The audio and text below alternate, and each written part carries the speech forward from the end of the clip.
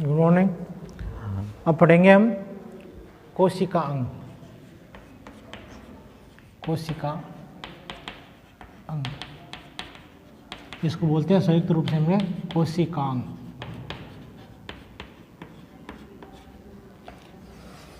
हमने अभी पीछे अध्ययन किया था कोशिका द्रव्य। तो कोशिका द्रव्य में हमने देखा कि जो कोशिका थी ये कोशिका झिल्ली, क्या है? कोशिका झिल्ली। और ये क्या है? केंद्रक झिल्ली। इसके मध्य जो पदार्थ पाया जाता है उसको हमने कहा था, क्या कहा था? क्या कहा था? साइटोप्लाज्म, कोशिका द्रव्य।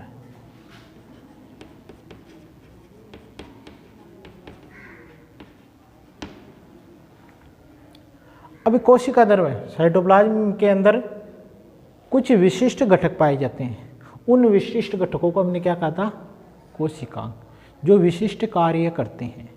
अलग अलग घटक अलग अलग कार्य करते हैं, उनके बारे में अध्ययन करेंगे। अब देखो, जो कोशिका झिल्ली है ये, इसका कार्य क्या है?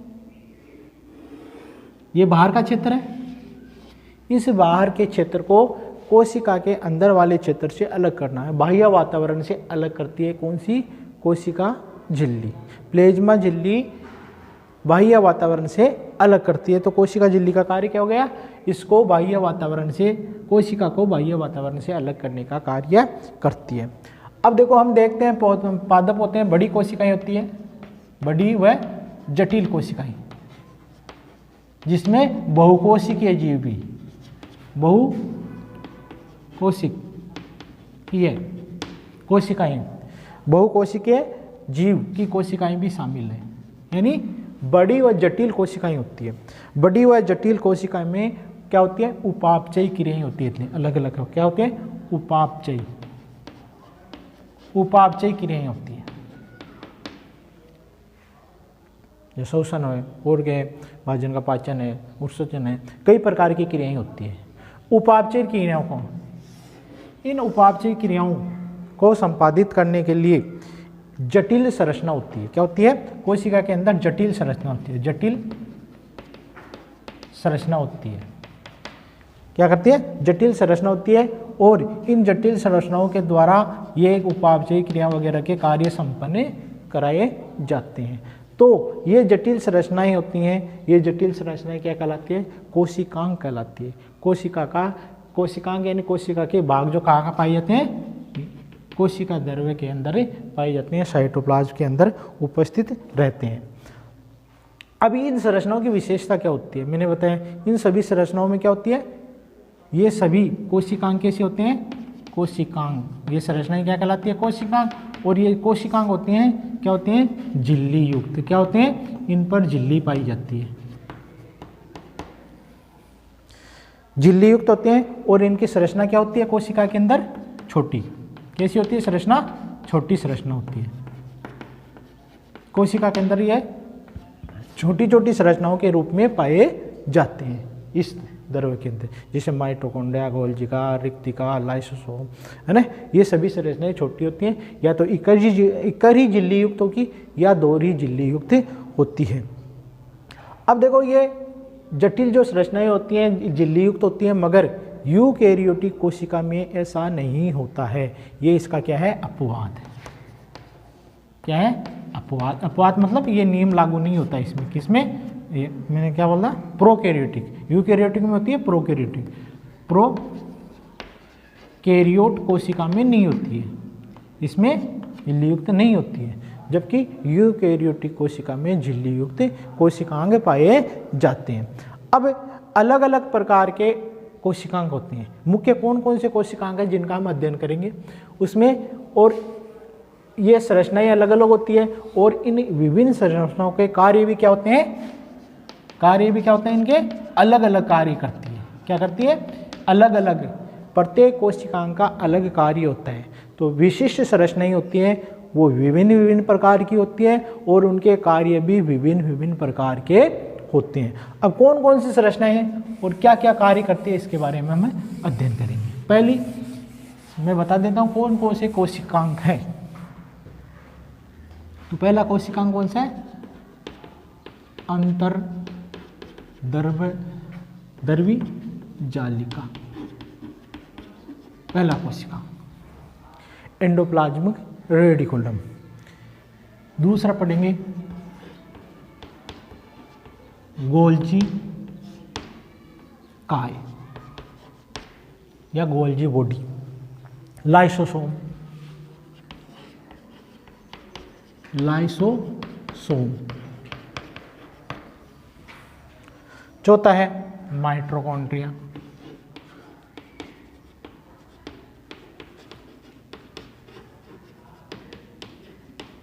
माइटोकॉन्ड्रिया और हरित लवक जिसे बोलते हैं प्लास्टिड।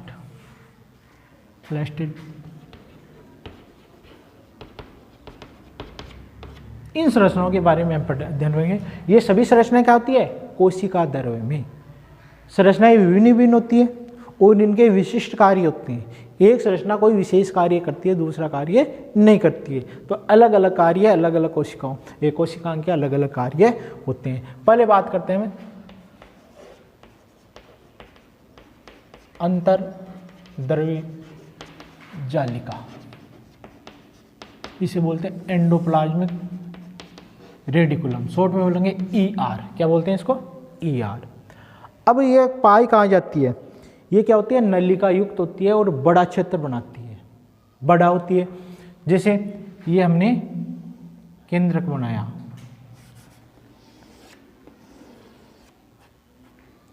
केंद्रक में ये क्या है?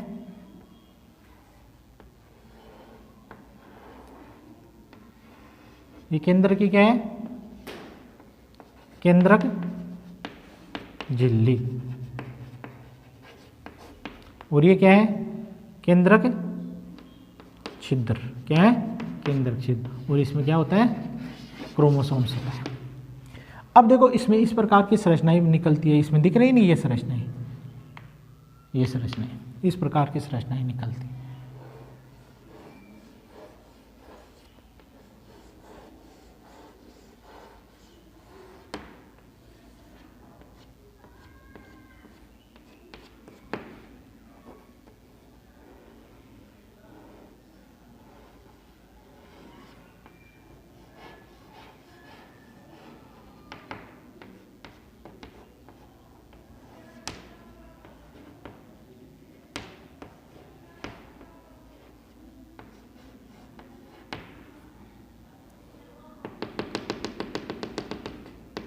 इस प्रकार की संरचनाएं हमें दिखाई देती।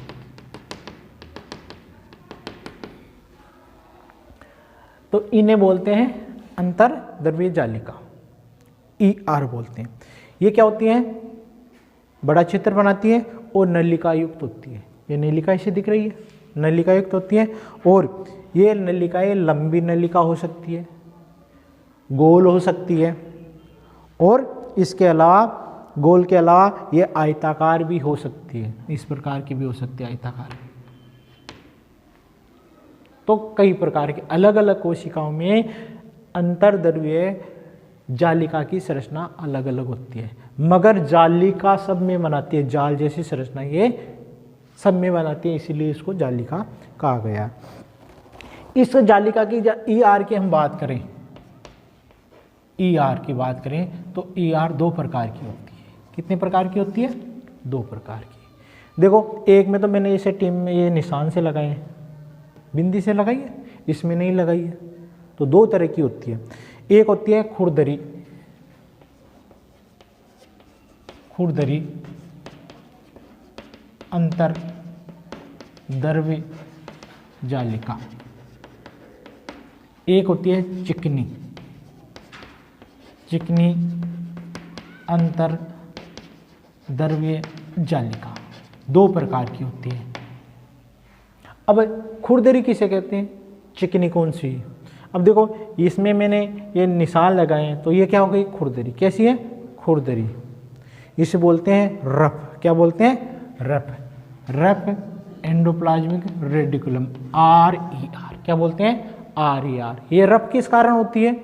क्योंकि इस पर ये जो निशान बनाए मैंने, इन्हें बोलते हैं राइबोसोम। क्या बोलते हैं इनको? राइबोसोम। क्योंकि रप खुरदरी अंतर्द्रव्यीय कोशिका के अंदर के ऊपर राइबोसोम के कण पाए जाते हैं, जिसके कारण वो कैसी होती है? खुरदरी होती है। जिस अंतर्द्रव्यीय कोशिका में ये राइबोसोम के कण नहीं होते हैं, वो कौन सी होती है? कौन सी होती है? स्मूथ ER, चिकनी ER। ये कैसी है? चिकनी ER। और ये कैसी है? रप, यानी खुरदरी।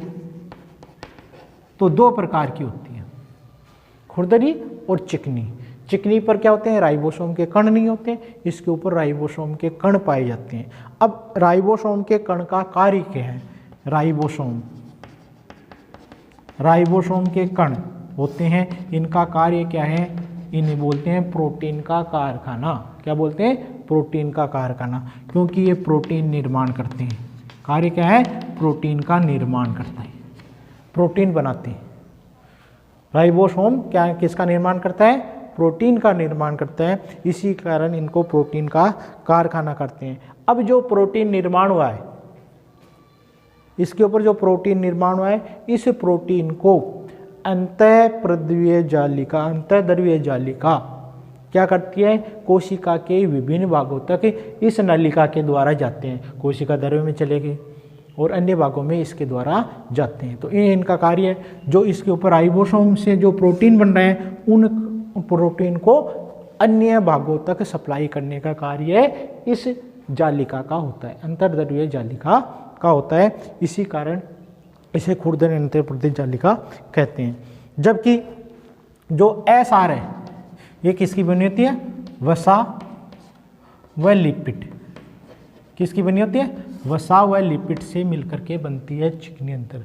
और इसमें किसी प्रकार के राइबोसोम के कण नहीं होते हैं। और जो कोशिका की क्रिया के लिए कुछ ये क्या करती है?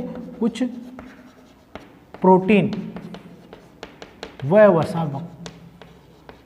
वसा झिल्ली कोशिका झिल्ली से बनाने में सहायता, यानी प्रोटीन और वसा बनाने में ये सहायता करती है। इस प्रक्रिया को क्या कहते हैं? जीवात जनन। क्या कहते हैं इसको? जीवात जनन कहते हैं। अब देखो, इनमें कई प्रकार के प्रोटीन और लिपिड और वसा बन रहे हैं। ये क्या करते हैं? किसकी तरह कार्य करते हैं? एंजाइम व हार्मोन्स की। क्या है? प्रोटीन, वसा, लिपिड, ये किसकी तरह कार्य करते हैं? इनके अंदर, कोशिका के अंदर एंजाइम व हार्मोन का कार्य करते हैं।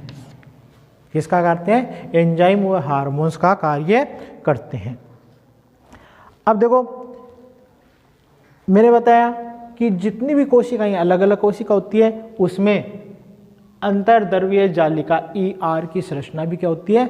अलग अलग होती है। मगर यह क्या होती है? सब में जाल बनाती है, जाल की तरह होती है, पाई जाती है। संरचना जाल की तरह होती है। अब देखो इनके कार्य, क्या कार्य है इसका? दोनों का साफ कर देता हूँ इसको नीचे, ये इतना कार्य देखते हैं, क्या कार्य है इसका।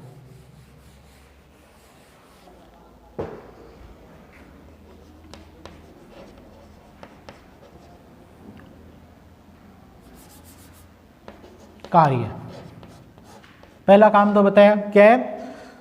कोशिका द्रव्य।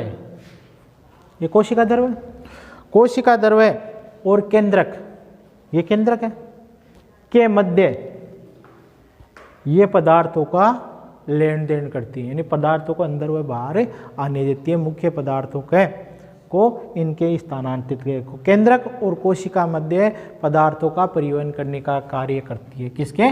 कोशिका द्रव्य व केंद्रक के मध्य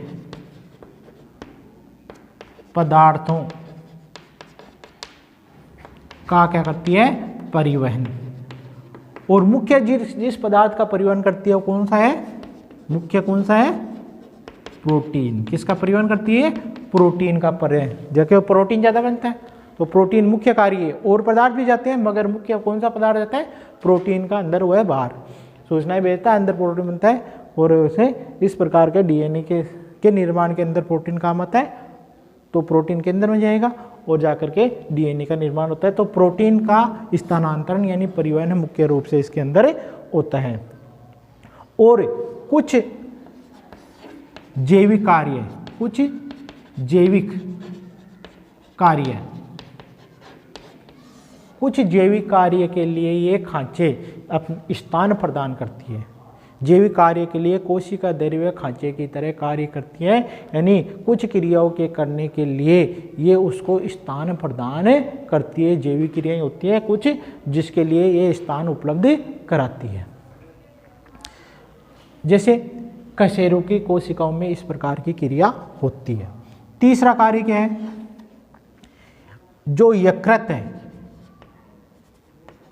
यकृत की सेल है, यकृत की कोशिकाएं हैं, वो कोशिकाएं क्या करती है? यकृत की कोशिका में जो SER है, कौन सी? चिकनी अंतर्द्रव्य जालिका है, वो चिकनी अंतर्द्रव्य जालिका क्या करती है?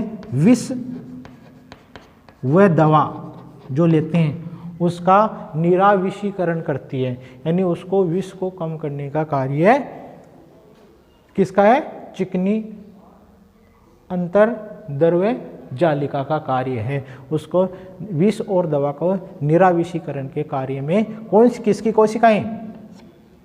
यकृत की कोशिकाएं। यकृत की कोशिका में ये कार्य कौन करता है? चिकनी अंतर्द्रव्य कोशिकाएं, अंतर्द्रव्य जालिका ये कार्य करती है। तो इस प्रकार अंतर्द्रव्य जालिका का हमने अध्ययन किया। दो प्रकार की होती है, जिसमें राइबोसोम के कण होते हैं तो खुरदरी होती है, जिसमें राइबोसोम के कण नहीं होते वो क्या होती है? चिकनी। इनका कार्य क्या है? कोशिका में कोशिका द्रव्य और केंद्र के मध्य पदार्थों का स्थानांतरण करना, कुछ जैविक क्रियाओं के लिए स्थान प्रदान करना, और यकृत की कोशिका में चिकनी अंतर्द्रव्य जालिका विष और दवा का निराविषीकरण करने का कार्य करती है। तो इनमें हमने पहला कोशिकांग हमने पढ़ा है। कल हम पढ़ेंगे गोल्जी का। धन्यवाद। अब